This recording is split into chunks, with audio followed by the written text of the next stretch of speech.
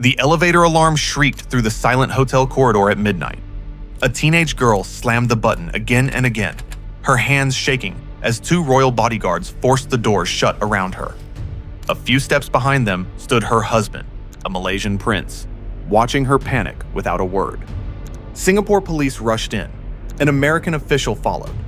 Because the girl trapped in this standoff wasn't just Indonesian or royal. She was an American teenager desperately trying to escape a palace she never chose. For the next 7 hours, that quiet hallway became a battlefield of diplomacy, power, and one girl's fear. This is how a teenager went from a royal fairy tale to an escape so dangerous it nearly triggered an international crisis. Before she became a princess, before the headlines, before the escape that shocked Southeast Asia, Manohara Odelia Pinot was just a girl trying to belong. She was born in Jakarta and raised in motion: Hong Kong, Romania, Austria, France, England. Suitcases instead of roots, new schools instead of friends. Her mother, Daisy, saw opportunity in every move. For a child, it felt like the ground was always shifting. New languages, new faces, never one place that felt like home. Even her identity was split. Indonesian by birth, an American father, European childhood, Asian features, a global girl who belonged everywhere and nowhere. By 11, one thing never stayed hidden: her beauty. Soft features, unusual eyes, a presence that made people stare. Daisy saw it first. She pushed Manohara into modeling, etiquette, society events. The cameras loved her, and for the first time, Manohara felt seen. Not for her passport, not for her accent, but for herself. Modeling brought attention. Attention brought confidence. And confidence brought a dangerous hope that maybe finally she could belong to a world that wanted her. What she wanted was simple: a place, a family, a life that didn't disappear every time the plane took off. She didn't know it yet, but that longing for stability and love would lead her straight into the arms of a prince.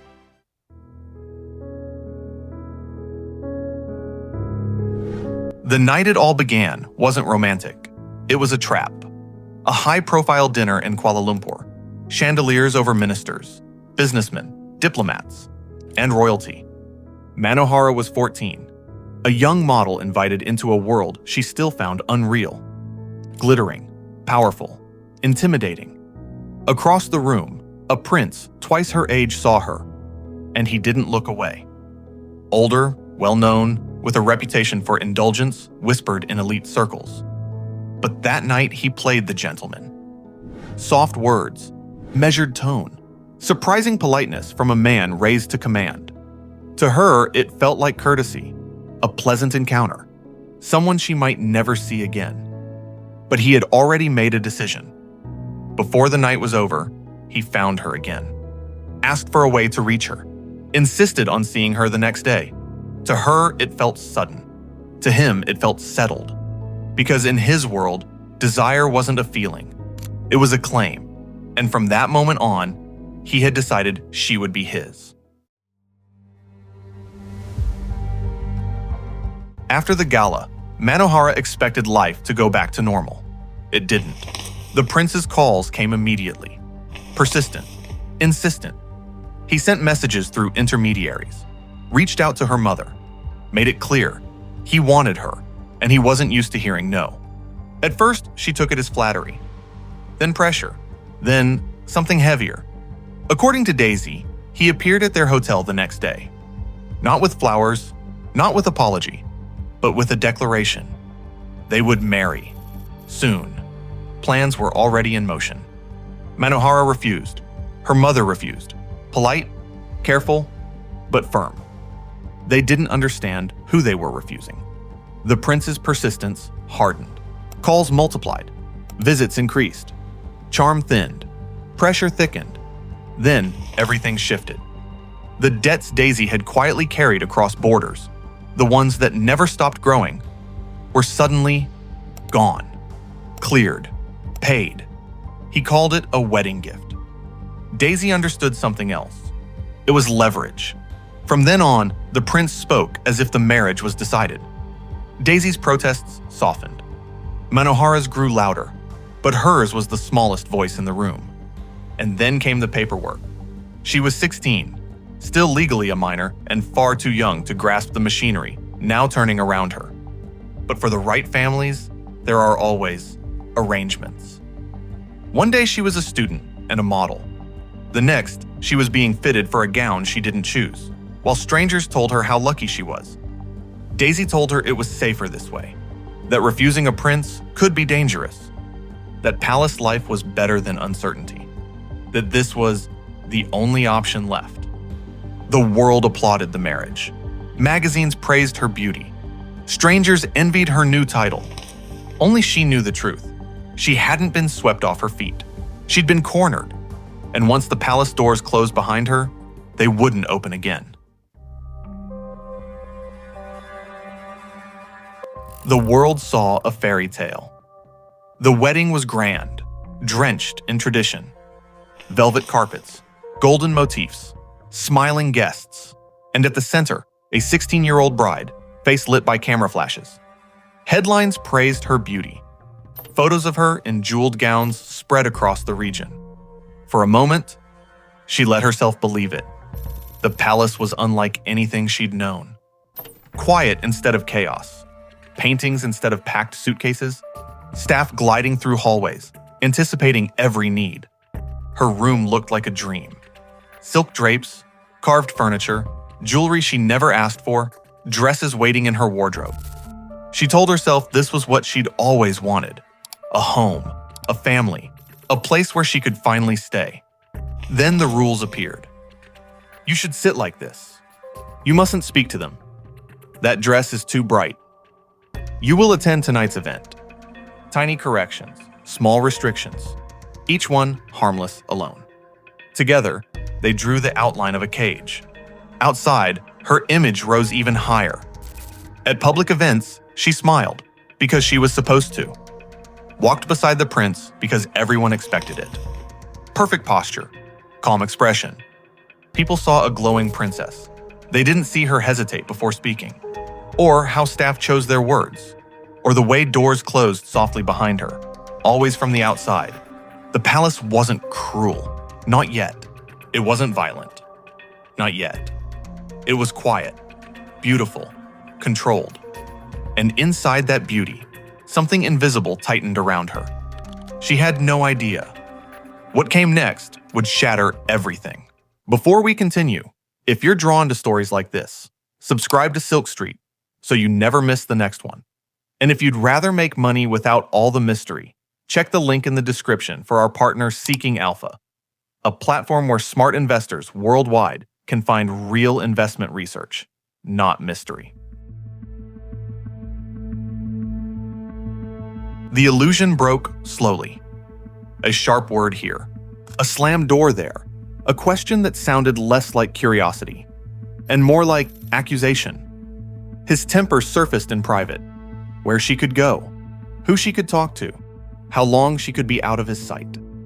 Her world shrank to one command: obey. And the more she obeyed, the less she recognized herself. The gentleness from the beginning was gone. In its place, rage, jealousy, entitlement. She later said he treated her like property, deciding what she wore, what she ate, when she slept. Some nights she stayed awake until dawn, not by choice, but out of fear of what might happen if she slept. Staff saw. Staff stayed silent. In a royal house, silence is loyalty. But silence becomes complicity. Later, when she finally spoke, her allegations were chilling. She described violations no teenager should face. One stood out above all. She said she was injected with substances that left her unable to move. Paralyzed, but conscious. She said she could see, hear, feel everything, but couldn't speak, couldn't scream, couldn't run. And what terrified her most wasn't just the pain. It was the certainty that no one in that palace would save her. Not the guards, not the staff, not even her mother. The woman who should have protected her had debts cleared and promises made. When Manohara begged to leave, Daisy told her to endure, to be patient, to play the role. So Manohara stopped asking, stopped believing escape was possible, but she didn't stop documenting. Late at night, she hid her phone under the bathroom sink, photographing bruises, marks, swelling, anything that might vanish by morning. Evidence. Her only weapon, because by then she knew, if she didn't find a way out, this palace would destroy her.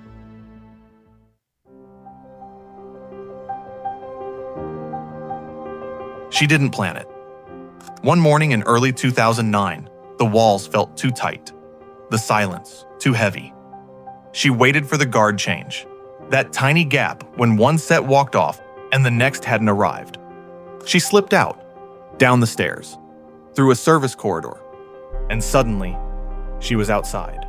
No guards, no prints, just open air. She went straight to the airport, found a flight, boarded. Every step felt like it could be the one that stopped her. When she landed in Jakarta, it felt like sunlight after months of darkness. Her mother met her in tears. For a moment, Manohara believed it was over, but the prince reached across the border. Messages, apologies, promises, pressure from the royal side, reminders of everything he'd paid. She was told it was a misunderstanding, that things would change, that a wife belonged with her husband. Her family argued. Her mother wavered. Then came the gift, a luxury car for her birthday. Not aimed at her heart, but at her guilt. She was 16, exhausted, wanting to believe things could improve. She agreed to reconcile. They traveled together on a pilgrimage to Mecca. In public, he was attentive, soft-spoken, almost gentle. But when the trip ended, on the way home, everything snapped back. At the airport, in full view of other travelers, he took her by the arm, pulled her away from her mother and sister. Daisy shouted, but Manohara was already being led toward the plane, surrounded by guards, bound by fear. As the doors closed, she understood.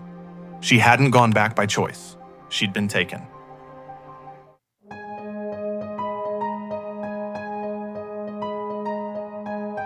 Back in Malaysia, the palace no longer felt like a prison. It felt like punishment. After her escape, the rules hardened. She said guards watched her constantly, even outside her bedroom. Calls to her mother were monitored, if allowed at all. Any sign of resistance led to new anger. Daisy said her attempts to enter Malaysia were blocked. Messages went unanswered.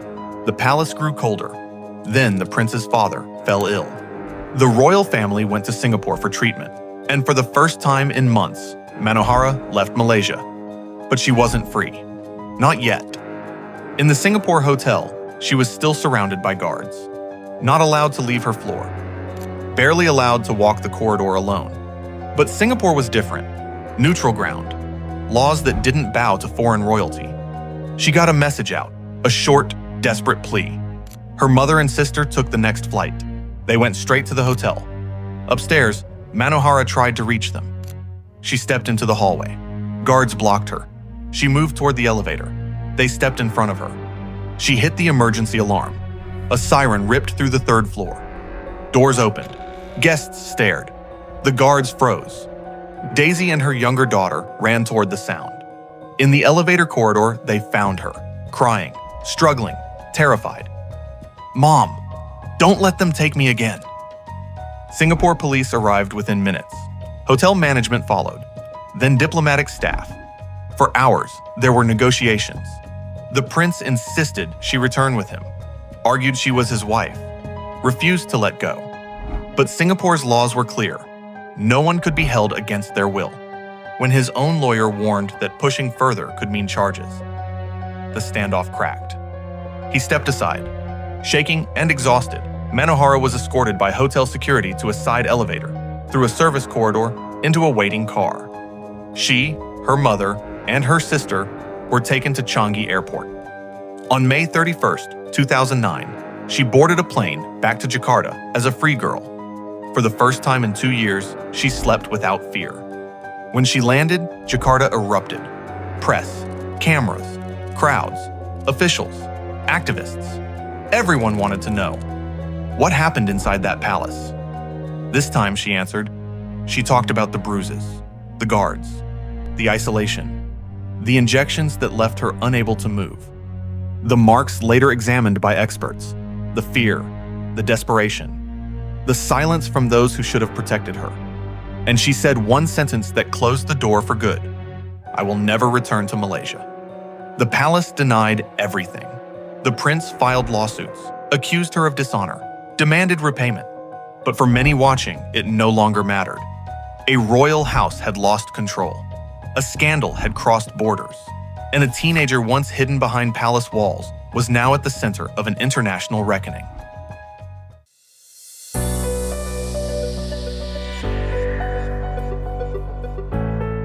Jakarta was supposed to feel loud. Cameras, microphones, her name shouted by strangers. For Manohara, that first night home felt strangely quiet. She sat on a narrow hospital bed, fingers around a paper cup of warm water, the city humming outside. Doctors documented injuries she didn't want to look at. For the first time in years, no one watched her breathe. No guards, no locked doors, no footsteps at night, just silence. In the months that followed, people expected her to disappear, to retreat into anonymity like so many who escape power. She didn't. She went back to modeling, then acting, spoke about causes she chose herself, slowly rebuilt a life on her own terms. The palace tried to pull her back through lawsuits. Her mother's past resurfaced. Old names reappeared, but none of it defined her. She kept showing up, kept speaking, kept moving forward. By 2020, she made another decision that stunned many in her conservative home country. She converted to Christianity, publicly and without apology. She chose Christianity as boldly as she had chosen freedom, another act of defiance against those who tried to control her. People whispered, some criticized, many supported. She didn't bend. Manohara Odelia Pinot had spent her childhood in motion, her teens locked behind palace walls, her early adulthood surviving a scandal that crossed 3 nations. Now, she belonged entirely to herself. No title, no crown, no prince, no palace. Just a woman walking forward, carrying only what she chose to keep. And in that quiet, after all the noise, all the headlines, all the storms, she became something the palace never expected: free. And if Manohara's escape shocked you, wait until you hear about the woman who never escaped at all. She was the most famous beauty in her country, a national star who caught the eye of a powerful heir. For a moment, it looked like a fairy tale, but one mistake turned his love into fury. A secret romance, a forbidden betrayal, and an execution no one was ever supposed to witness. That story is coming next. Subscribe now. You do not want to miss this one. I'm John, and this is Silk Street, where power, betrayal, and disappearance collide.